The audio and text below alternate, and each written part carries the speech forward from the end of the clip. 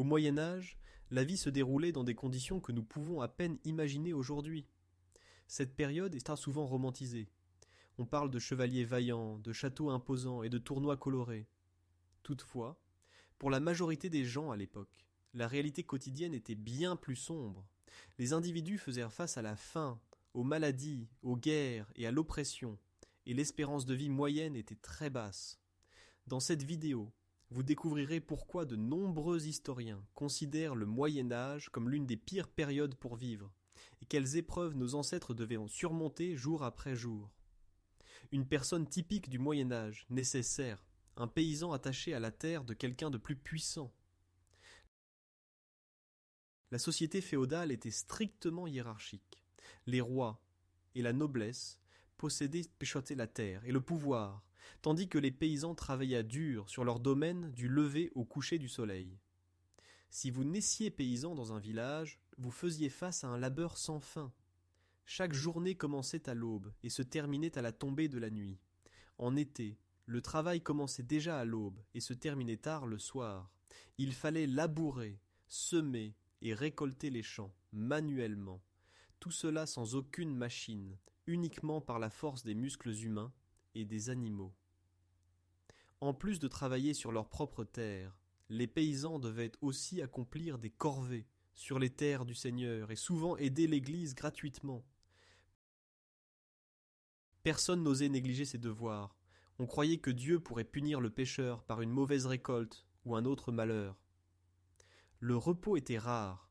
Même si l'Église autorisait quelques jours fériés dans l'année où l'on ne travaillait pas, ceux-ci étaient de souvent remplis par des obligations religieuses. Les enfants étaient mis au travail dès leur plus jeune âge. Au lieu d'aller à l'école, ils aidèrent dans les champs ou apprenaient un métier. Nombre d'entre eux ne parvenaient même pas à l'âge adulte, mais nous y reviendrons. Les serfs n'étaient pas libres légalement. Sans l'autorisation du Seigneur, ils ne pouvaient ni déménager du village ni se marier. Les paysans payaient de lourdes redevances. De chaque récolte, ils devaient en remettre une partie à la noblesse comme loyer, et un dixième supplémentaire à l'Église, appelé la dîme. Si l'année était mauvaise et que la récolte était faible, les paysans faisaient face à un choix cruel, remettre le grain au Seigneur et souffrir de la faim, ou désobéir aux ordres et risquer des sanctions sévères. Les impôts seigneuriaux et ecclésiastiques étaient impitoyables et inévitables. Par exemple, dans l'Angleterre médiévale, le célèbre recensement Domesday opéra la collecte des impôts pour s'assurer que personne n'échappe à ses devoirs. En conséquence, même dans les temps de relative abondance, la plupart des gens vivaient à la limite de la pauvreté. Le niveau de vie des serfs était donc très bas. La plupart des gens vivaient dans de petits villages et habitaient dans des logements modestes. Leurs maisons étaient de simples cabanes tressées de brindilles et recouvertes de terre, avec un toit de chaume et sans cheminée. Un feu brûlait au centre de la pièce sur un foyer ouvert, et la fumée s'échappait par une petite ouverture dans le toit, rendant l'intérieur sombre et enfumé. Les fenêtres, si tant est qu'il y en ait, étaient petites et sans vitres, souvent seulement couvertes d'un morceau de tissu ou de volets en bois. Toute la famille vivait ensemble dans une seule pièce, et en hiver, les animaux vivaient souvent sous le même toit pour se réchauffer la nuit et être en sécurité, mais aussi pour chauffer un peu l'espace froid avec leur corps. Le sol était en terre battue, recouverte de paille, et le mobilier était très sommaire. Quelques tabourets, un coffre pour les vêtements, et quelques pots pour cuisiner. Les lits étaient remplis de paille, et grouillés de puces et de punaises. L'hygiène personnelle était primitive. Il y avait un dicton qui disait qu'un paysan ne se baignait que 2 fois dans sa vie, à sa naissance et à sa mort. Cette exagération reflète bien le fait qu'un bain complet du corps était vraiment rare, car chauffer suffisamment d'eau et prendre un bain dans une habitation froide était difficile. La saleté et les odeurs faisaient donc partie du quotidien. La nourriture des cerfs était très simple. Elle consistait principalement de pain noir, fait de seigle ou d'avoine, et de porridge épais, à base de céréales, complété par des légumes comme le chou, les pois, le navet ou l'oignon. La viande apparaissait rarement sur la table. Les paysans ne s'en permettaient généralement que lors de fêtes, si toutefois ils en élevaient ou en chassaient. Ils mangeaient plus souvent du poisson salé ou du petit gibier. Les gens souffraient de carences en vitamines, surtout en hiver, quand les aliments frais manquaient. Pour boire, plutôt que l'eau souvent contaminée, on utilisait de la bière de céréales faibles ou du cidre fermenté. La malnutrition était un problème chronique, et le paysan moyen était plus petit que l'humain moderne. Un dur travail à vie, et des privations faisaient que beaucoup d'entre eux étaient usés dès le milieu de leur vie. Dans un tel ordre de choses, il était presque impossible de se révolter ou d'améliorer la condition des serfs. Un serf n'avait aucune chance d'ascension sociale. S'il naissait pauvre, il restait pauvre jusqu'à sa mort. La possibilité de se libérer de son destin par le travail était pratiquement inexistante. Si une rébellion éclatait quelque part contre la noblesse, par exemple la grande révolte paysanne en Angleterre en 1381, elle était cruellement réprimée. Nous aborderons bientôt la menace constante qui pesait sur le peuple, la faim. La faim était une menace omniprésente au Moyen Âge. La subsistance dépendait entièrement des caprices de la nature, et les technologies agricoles étaient primitives, de sorte qu'un simple mauvais temps pouvait causer une catastrophe.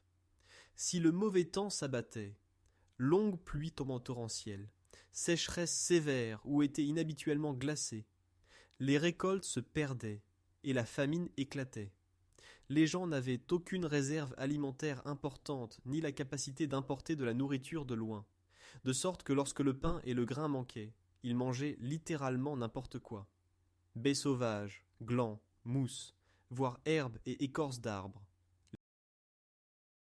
Les chroniques de l'époque rapportent des cas où des paysans désespérés broyèrent de la farine à partir de mousses séchées et d'herbes, ou déterrèrent des os d'animaux pour en faire un bouillon. La malnutrition, pendant ces périodes, affaiblissait des villages entiers.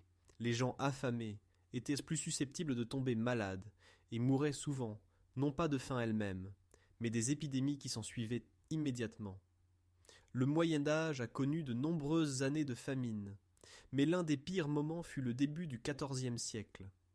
Vers l'an 1300, le climat a commencé à se refroidir.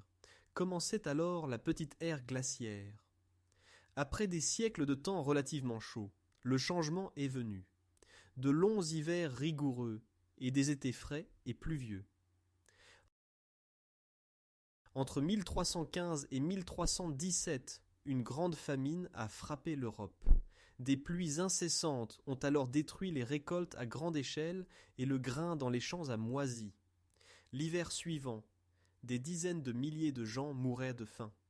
Sur de vastes régions d'Europe, des millions de personnes moururent de ces famines. Les chroniqueurs de l'époque décrivent des scènes vraiment horribles. Des mères désespérées auraient abandonné leurs enfants parce qu'ils n'avaient rien à leur donner à manger.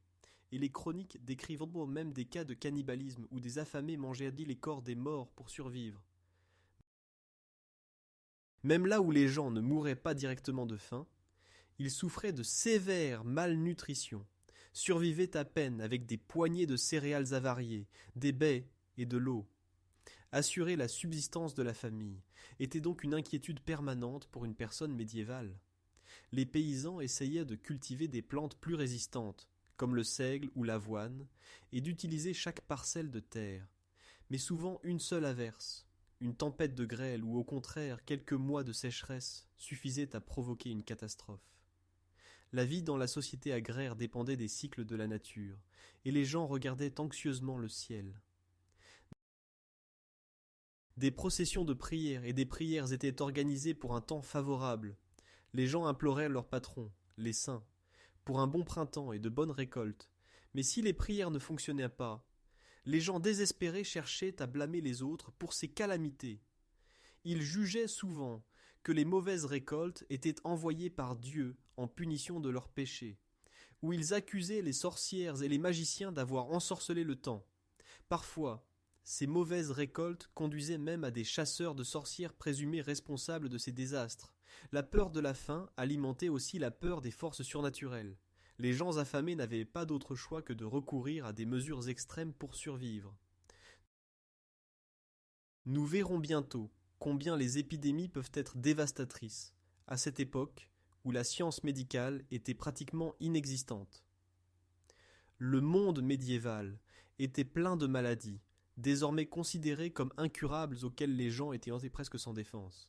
L'art médical était à ses balbutiements, et la plupart des traitements étaient fondés davantage sur les superstitions que sur une véritable compréhension du corps humain.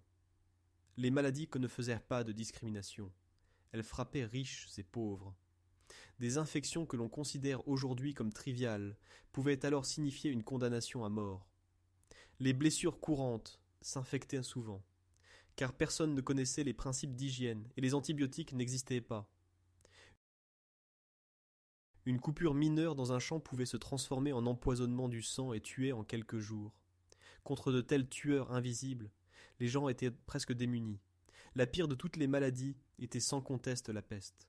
La mort noire, qui a frappé l'Europe au milieu du XIVe siècle avec une force sans précédent. L'épidémie de peste de 1348 à 1352 fut l'une des plus grandes catastrophes de l'histoire.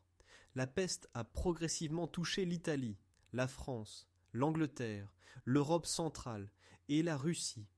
On estime qu'une troisième à la moitié de la population européenne est morte de la peste durant ces années. La maladie était très contagieuse et mortelle. Les sources de l'époque indiquent qu'une personne infectée avait jusqu'à 80% de chances de mourir en une semaine. Les patients souffraient de fièvre élevée et d'abcès douloureux sur le corps et mouraient généralement en quelques jours dans de terribles souffrances. Les familles étaient redécimées en quelques jours. Des personnes se couchaient en bonne santé et étaient mortes quelques jours plus tard. Les communautés entières s'effondraient. Des enfants restaient orphelins, et ceux qui survivaient n'avaient même pas le temps d'enterrer leurs morts. Cependant, la peste n'était pas la seule fléau redouté des gens. Les épidémies revenaient en vagues successives. Les varioleuses étaient fréquentes, tuant surtout les jeunes enfants. Les survivants gardaient des cicatrices à vie. La tuberculose consommait ces malades sur plusieurs mois.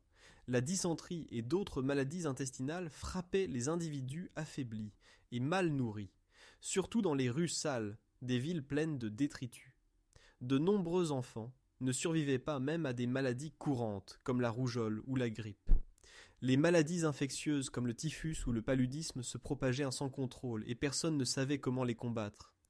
Les gens ignoraient comment les maladies se transmettaient. Ils ne comprenaient pas l'existence des bactéries et des virus. Au lieu de cela, ils croyaient souvent que les maladies étaient causées par un air vicié ou un châtiment divin. Pour la peste, par exemple, il était recommandé de respirer des parfums agréables et d'éviter les mauvaises odeurs, ce qui évidemment ne protégeait pas des pustes transmettant la peste, mais permettait au moins une meilleure ventilation et une plus grande propreté dans les villes. Les soins médicaux médiévaux ne pouvaient affronter efficacement ces calamités. Il y avait peu de médecins professionnels, et leurs services étaient coûteux. La plupart des gens ordinaires n'avaient jamais vu de médecin de leur vie. Lorsqu'un paysan tombait malade, il se tournait plutôt vers une sage-femme aux connaissances herboristiques ou les conseils d'une accoucheuse que vers un savant médecin. Et si quelqu'un finissait par consulter un médecin, le traitement causait souvent plus de mal que de bien. Les médecins médiévaux basèrent leurs pratiques sur les enseignements des auteurs antiques, qui avaient été combinés avec des superstitions au fil des siècles. La théorie dominante était celle des 4 humeurs, sang, mucus, bile jaune et bile noire, et le traitement consiste à les équilibrer. On saignait les patients, appliquait des sangsues, ou administrait des purgatifs ou émétiques drastiques. Ces procédures affaiblissaient d'autant plus les malades déjà affaiblis. Les chirurgies étaient extrêmement risquées. Elles étaient souvent réalisées par des barbiers chirurgiens, qui connaissaient peu l'anatomie, et travaillaient sans anesthésie. Une superstition disait même que la douleur durant l'opération purifiait l'âme, donc beaucoup de chirurgiens n'essayaient même pas de soulager leurs patients. Dans le meilleur des cas, on donnait un peu d'alcool ou un breuvage aux herbes aux malheureux, mais cela ne faisait pas grand-chose. Quant à la propreté, la médecine de l'époque n'en avait aucune idée, Les instruments n'étaient souvent même pas nettoyés, et les plaies se soignaient dans un environnement plein d'impuretés. Si un patient survivait par miracle à l'opération, il mourait souvent quelques jours plus tard d'une infection, car personne ne connaissait les principes de la stérilisation ou la désinfection. Quand rien ne marchait, les gens se tournaient vers la foi. Ils faisaient des pèlerinages jusqu'aux reliques saintes, buvaient aux sources miraculeuses, priaient et faisaient la pénitence. Certains fanatiques se flagellaient publiquement comme les flagellants. Cela n'aidait cependant pas. Les gens du Moyen Âge mouraient donc jeunes. L'âge moyen de décès à la naissance était autour de 30 à 40 ans, principalement en raison de l'énorme mortalité infantile. Si quelqu'un survivait à l'enfance dangereuse et était très chanceux, il pouvait vivre jusqu'à 60 ou 70 ans, mais la plupart ne l'auraient pas espéré. La plupart des gens mouraient bien plus jeunes, souvent subitement et sans être préparés à la mort. Bientôt, nous découvrirons qu'une mort pouvait également arriver d'une autre manière que par maladie, souvent par la main d'un autre, sur un champ de bataille ou dans une rixe dans la rue. Le Moyen Âge était une époque turbulente, où la guerre sévissait presque constamment quelque part. La paix était plutôt l'exception, et même en temps de paix, la violence menaçait la vie quotidienne. Les guerres affligèrent régulièrement l'Europe, des escarmouches mineures entre seigneurs voisins jusqu'aux grands conflits internationaux. Pensons à la guerre de 100 ans, entre l'Angleterre et la France, qui a duré avec interruption 116 ans, 1337 à 1453, et a réclamé génération après génération de victimes parmi les soldats et les civils. Pour les habitants de l'Europe médiévale, la guerre représentait un risque constant. Même s'ils ne combattaient pas eux-mêmes, ils pouvaient devenir victimes de pillages, de razzias ou de conscriptions forcées. Les seigneurs avaient aussi l'obligation de se battre pour leur roi, et s'ils voulaient éviter le service militaire, ils devaient payer une rançon substantielle au souverain, ce que les pauvres ne pouvaient bien sûr pas se permettre. Si le territoire relevait de la guerre, les paysans devaient laisser le charrue et être enrôlés, peut-être juste avec une fourche ou une hache, dans son armée. Souvent, ils ne revenaient jamais des batailles. Les fantassins paysans étaient de la chair à canon dans les guerres, des pions superflus affrontant des chevaliers entraînés en armure. Leur chance de survivre à une grande bataille était minime. De plus, la guerre décimait aussi les arrières privés. Les armées en marche réquisitionnaient le blé et le bétail, brûlaient les villages et tuaient quiconque leur opposait résistance. Les gens ordinaires souffraient souvent davantage de la privation, du froid et de la violence à l'arrière que ceux qui combattaient sur le front. En plus du carnage des champs de bataille, les habitants devaient affronter la violence courante et les actes criminels. Dans les ruelles des villes médiévales, il ne valait mieux pas marcher après la tombée de la nuit. Il n'existait aucun éclairage public et la garde armée était faible. Les brigands attendaient sur les routes et dans les bois, attaquant les négociants et les voyageurs. Dans les auberges et tavernes rurales, les bagarres étaient à monnaie courante. Lorsqu'il y avait une échauffourée, le sang coulait souvent, car chacun avait un couteau ou un club à portée de main. La violence s'infiltrait aussi dans les familles. Ce que l'on appellerait aujourd'hui la violence domestique était alors une partie non publique de la vie, à laquelle personne ne s'interférait. Des querelles de famille et des vendettas étaient fréquentes, les différends entre lignées dégénérant en conflits sanglants, échelonnés sur des générations.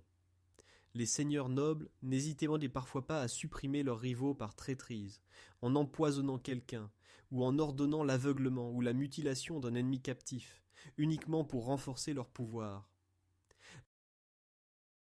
La brutalité était omniprésente, et la vie humaine avait peu de valeur, surtout si c'était celle d'une personne pauvre ou gênante. Ceux qui ne souffraient pas directement de la violence militaire ou criminelle pouvaient facilement tomber entre les mains de la justice de l'époque, qui était souvent cruelle. Nous en discuterons dans la prochaine section. Nous allons découvrir comment les punitions pour les crimes étaient appliquées et pourquoi il valait mieux ne pas transgresser les lois médiévales.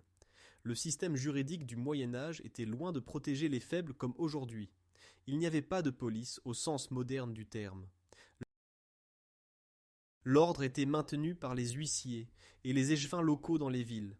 par les baillis seigneuriaux à la campagne, et surtout par la communauté elle-même. Lorsque quelqu'un commettait un crime, on comptait sur la vigilance des voisins. La victime ou un témoin donnait une alarme, appelée hue and cry, et tous ceux qui l'entendaient étaient tenus de participer à la poursuite du coupable. Ce système de milice fonctionnait principalement dans les petites communautés. Dans les villes plus grandes, la criminalité était plus cachée, et l'ordre était imposé par des agents redoutés, engagés par le conseil municipal. Les punitions pour les infractions étaient sévères et souvent publiques, pour dissuader les autres. Même pour de petits vols, des mutilations menaçaient. On pouvait couper une oreille ou une main à un voleur.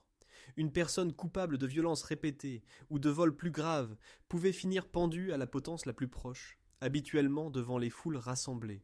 Les exécutions publiques étaient une sorte de sinistre théâtre pour le peuple. Les gens se rassemblaient sur les places pour voir des décapitations ou des pendaisons, et parfois le condamné devait endurer la torture avant de mourir. Le Moyen-Âge connaissait de nombreux moyens horribles d'exécution et de torture, brûlures vives, roues, ébouillantement dans l'huile ou quartièment par des chevaux. Ces punitions extrêmes étaient réservées aux criminels les plus lourds. Pour certains délits, une exécution torturieuse attendait les criminels. Par exemple, en Angleterre, le châtiment pour trahison était la pendaison, le vidage viscéral et le découpage en quartiers du corps. Cette destinée frappa de nombreux malheureux qui osèrent relever leur souverain. Cependant, avant que l'exécution ne se réalise, l'accusé devait souvent subir un interrogatoire par la torture, torture destinée à forcer un aveu. En l'absence de preuves, le tribunal pouvait ordonner que le suspect subisse la torture. Les gens étaient étirés sur des racks, brûlés au fer rouge ou autrement cruellement tourmentés. La douleur était censée révéler la vérité. En réalité, sous la torture, presque tous cédaient et avouaient même ce qu'ils n'avaient pas fait, juste pour faire cesser la douleur. Souvent, ils suivaient alors une sévère condamnation à mort, de sorte que le chemin du cachot conduisait directement à l'échafaud. En outre des vrais crimes, le régime médiéval punissait également des actes que nous ne considérerions pas aujourd'hui comme des crimes. Par exemple, la mendicité et le vagabondage étaient interdits dans plusieurs villes. Les pauvres et les sans-abri étaient impitoyablement fouettés et expulsés hors des murs. Un cerf en fuite attrapé après avoir évadé le seigneur pouvait être publiquement fouetté ou se faire couper les oreilles en guise d'avertissement aux autres. Même l'irrévérence excessive pouvait être punie. Des femmes médisantes ou querelleuses étaient exposées au pilori ou autrement publiquement punies pour leur passer l'envie de résister. Comme on le voit, la vie au Moyen-Âge était régie par de nombreuses règles strictes et interdictions, dont la transgression était sévèrement sanctionnée. La justice était loin d'être aveugle ou impartiale. Les puissants et les riches s'en sortaient habituellement facilement là où un pauvre en avait pour la corde. Bientôt, nous examinerons une autre source de peur qui contrôlait la pensée médiévale, la foi religieuse et l'intolérance qui l'accompagnaient. Dans l'Europe médiévale, le christianisme dominait, et l'Église avait un énorme impact sur la vie de chaque personne. La foi apportait aux gens réconfort et espoir, mais le pouvoir ecclésiastique menait souvent aussi à oppression et persécution des dissidents de la doctrine établie. L'Église catholique prélevait la dîme déjà mentionnée, possédait d'énormes propriétés et ne payait elle-même pas d'impôts, mais elle exigeait strictement la dîme des paysans et réclamait encore la corvée sur les terres de l'Église. Pour un paysan pauvre, l'Église ne représentait pas seulement une autorité spirituelle, mais aussi un autre maître qui pouvait commander et punir. L'atmosphère religieuse était imprégnée de peur. Les gens croyaient en l'existence réelle du diable, de l'enfer et du péché omniprésent. L'hérésie, c'est-à-dire la déviation de la foi officielle, était considérée comme un crime contre Dieu et la société. Ceux qui prêchaient publiquement d'autres points de vue religieux, tels que les adeptes des cathares, risquaient non seulement l'excommunication, mais aussi la vie. Le pouvoir séculier collaborait ardemment avec l'Église pour éradiquer les hérétiques. Par exemple, Au cours des croisades contre les cathares du XIIIe siècle, des villages et des villes entières du sud de la France furent anéantis comme hérétiques. Plus tard, l'Inquisition créée, en particulier l'infamée Inquisition espagnole à partir de 1478, interrogea et tortura ceux soupçonnés de déviation religieuse et en fit brûler des milliers vifs. Les cibles de l'intolérance religieuse étaient aussi les juifs et les musulmans. Les juifs étaient souvent accusés des diverses calamités. Par exemple, lors de la peste de 1348, la rumeur courait que les juifs empoisonnaient les puits chrétiens, et cela entraîna des pogroms dévastateurs. Des foules en furie envahirent les quartiers juifs, pillèrent et tuèrent. Des dizaines de communautés juives à travers l'Europe furent alors annihilées. Dans de nombreux pays, les Juifs furent finalement totalement expulsés.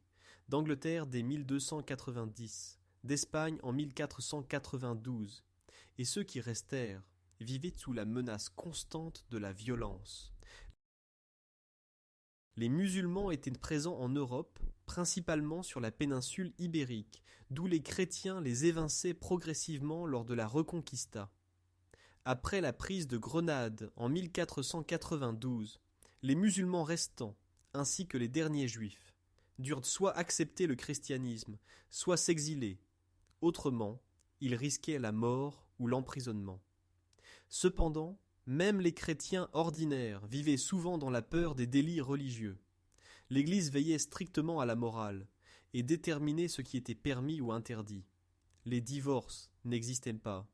Il fallait aller obligatoirement à la messe dominicale, et remettre en question publiquement les enseignements du prêtre était puni comme une hérésie.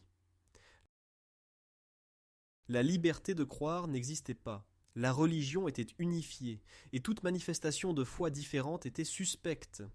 Si quelqu'un osait expérimenter la magie, ou poser des questions sur des sujets de foi, il pouvait très vite se retrouver devant le tribunal religieux. Les femmes accusées de sorcellerie étaient une cible particulière. À la fin du Moyen Âge, et encore plus dans les siècles suivants, des chasses aux sorcières se multipliaient. Des guérisseuses inoffensives ou simplement des femmes importunes étaient accusées de servir le diable et finissaient sur le bûcher. La peur de l'enfer et les superstitions l'emportaient souvent sur la raison, et la pitié était rare. La vie au Moyen Âge était largement dominée par la peur, peur de la colère divine, du péché, du diable et du pouvoir de l'Église. Bien sûr, l'Église offrait aux gens un soutien spirituel et un sentiment de communauté, mais elle étouffait aussi leurs esprits avec des dogmes et la menace du châtiment. D'un autre côté, la foi était pour beaucoup l'unique espoir dans une réalité autrement sans espoir. La perspective d'une vie meilleure après la mort dans le paradis donnait un sens à leurs souffrances terrestres. On ne peut que difficilement plaindre ces gens. Dans leur monde, ils savaient faire face à l'adversité avec résignation et détermination. Cela dit, l'intolérance religieuse et les abus du pouvoir ecclésiastique contribuaient à faire du Moyen Âge un temps si dur, surtout pour ceux qui se trouvaient du mauvais côté des lignes de pouvoir et de doctrine. Si le Moyen Âge fut difficile pour un homme adulte, il l'était doublement pour une femme et un enfant. Les femmes étaient considérées comme le sexe faible et n'avaient presque aucun droit. Dès leur plus jeune âge, elles apprenaient à obéir à leur père, puis à leur mari. Légalement, une femme était presque prise comme un bien de son mari. Les filles se mariaient très jeunes, 14 ou 15 ans souvent, et les parents choisissaient un époux, souvent un homme beaucoup plus âgé. Le principal devoir d'une femme était de se marier et de donner naissance à des enfants. Si l'on demande pourquoi le Moyen Âge est la pire époque pour vivre, la réponse est claire dans le cas des femmes. Les grossesses et les accouchements étaient des menaces mortelles. On estime qu'environ 10% des femmes mouraient liées à l'accouchement en cas de complications ou d'infections ultérieures. Il n'y avait pas d'aide efficace en cas de problème. Les césariennes n'étaient pratiquées qu'exceptionnellement et tuaient généralement la mère, car elles étaient effectuées seulement quand la femme était déjà mourante. Les sages-femmes avaient généralement beaucoup d'expérience, mais lorsque l'enfant était mal positionné ou en cas de complications, il s'agissait souvent d'un problème tragique. Chaque accouchement était donc un grand risque pour les femmes. Et puisqu'il n'existait pas de contraception efficace, les femmes enfantaient à répétition, et beaucoup ne vivaient pas beaucoup plus longtemps, à cause des grossesses et accouchements fréquents. En plus de la maternité, les femmes travaillaient dur. Une femme paysanne devait, en plus de s'occuper du foyer, souvent travailler aux champs et s'occuper des animaux domestiques. Elles travaillaient durement comme les hommes, mais leurs efforts étaient moins visibles et moins valorisés. Si une femme devenait veuve ou se retrouvait seule, elle avait peu de moyens de subsistance. Elle pouvait tenter de se lancer dans l'artisanat, devenir sage-femme ou servante dans une famille plus riche. Mais beaucoup de femmes seules sombrèrent dans la pauvreté. Une petite part d'entre elles devenait malheureusement une proie facile pour les accusations de sorcellerie, dont on a parlé plus haut. Les femmes des classes supérieures étaient matériellement mieux loties, mais elles aussi étaient souvent des pions dans la politique matrimoniale, épousées selon la volonté de leur famille, pour servir de parures à la cour et de mères d'héritiers. Celles qui détenaient un pouvoir indépendant étaient rares, veuves de la haute noblesse, ou reines douairières potentiellement, et même elles faisaient face à la pression de parents masculins. Une femme ordinaire avait un espace de vie très limité et pratiquement pas de possibilité de changer son destin. Et les enfants ? Ils ne connaissaient certainement pas une enfance pleine de jeux et de soins comme nous les connaissons aujourd'hui. La mortalité infantile élevée était une triste réalité. De nombreux enfants mouraient dès leur première année de vie, et près de la moitié n'atteignaient même pas l'âge adulte. Les nouveau-nés voyaient le jour chez eux, souvent dans des conditions non hygiéniques et sans assistance médicale. Ceux qui survivaient aux premières semaines critiques affrontaient d'autres dangers dans l'enfance, les maladies infectieuses, la malnutrition et les accidents. L'immunité des petits-enfants était fragile, et comme on l'a mentionné, les épidémies de rougeole ou de variole faisaient surtout des ravages parmi les plus jeunes. L'éducation formelle était réservée aux enfants de familles riches, ou ceux destinés à devenir prêtres ou religieuses. Les autres, dès qu'ils étaient capables, partirent déjà travailler à l'extérieur. L'enfance ne durait pas longtemps. Dès que l'enfant grandissait un peu, il devenait un petit adulte. Dès 5 ou 6 ans, les enfants faisaient de petits travaux, surveiller les oies, ramasser du bois, etc. Et à partir de 10 ou 12 ans, ils travaillaient à plein temps, garçons au champ ou en apprentissage chez un maître. Les filles aidaient au foyer. Les enfants jouaient et avaient du temps libre qu'occasionnellement. Mais ils connaissaient tout de même de rares moments de bonheur. Ils jouaient à des jeux simples avec ce qu'ils avaient sous la main, poussaient un cerceau en bois, lançaient des pierres, sculptèrent des poupées avec du bois. Les familles organisaient des mariages, des festivals ou des pèlerinages où les gens se réunissaient pour se réjouir ensemble. Ces brefs moments de joie ne pouvaient cependant compenser la dureté générale de la vie médiévale. Les jeunes grandissaient vite et étaient rapidement confrontés à la dure réalité. Beaucoup se mariaient déjà adolescents, voyant ensuite leurs propres enfants mourir des mêmes maladies et privations qu'ils ont eux-mêmes affrontées. Il n'est donc pas surprenant que le Moyen-Âge soit considéré aujourd'hui comme une période exceptionnellement cruelle, surtout pour les femmes et les plus petits. Alors pourquoi était-ce une époque si terrible pour vivre ? Après tout ce que nous avons décrit, la réponse est claire. Il réunissait pratiquement toutes les épreuves imaginables. La faim, la maladie, la violence, l'oppression. Tout cela faisait partie du quotidien, et on ne pouvait compter que sur la grâce d'une puissance supérieure, qu'il s'agisse de Dieu ou de son Seigneur. Le Moyen-Âge a duré plusieurs siècles, au cours desquels la majorité de la population vivait dans des conditions que la personne moderne tolérerait à peine. Depuis le Moyen-Âge, nous avons parcouru un long chemin. Aujourd'hui, grâce aux avancées dans l'agriculture, l'hygiène et la médecine, nous soignons des maladies autrefois mortelles et évitons les famines et les épidémies. À l'époque médiévale, il n'y avait ni filet de sécurité sociale, ni système de retraite. Lorsque quelqu'un perdait ses moyens ou vieillissait, il risquait de vivre dans la misère et de mourir de faim quelque part au bord de la route. Aujourd'hui, ce destin est empêché par le système social de l'État, quoique avec une efficacité variable selon les pays, et la plupart d'entre nous ne meurent pas de faim, même en cas de besoin. La justice et l'ordre ont également radicalement changé depuis le Moyen Âge. Aujourd'hui, les crimes sont enquêtés par la police professionnelle, les tribunaux assurent la justice, et la torture est interdite par la loi. La notion de droits humains et d'égalité est moderne. Au Moyen Âge, cela n'existait pas. Aujourd'hui, nous considérons comme allant de soi que les femmes et les hommes ont les mêmes droits, que les enfants sont protégés de l'exploitation, que chaque personne a le droit à la vie, à la liberté et à ses propres opinions.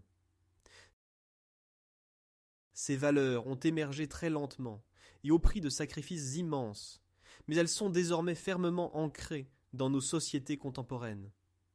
Ainsi, le Moyen Âge nous montre comparativement à aujourd'hui comment ne pas faire. Pourtant, nous héritons en grande partie du Moyen Âge. Nous sommes les descendants de ceux qui, malgré tout, ont réussi à surmonter toutes ces épreuves.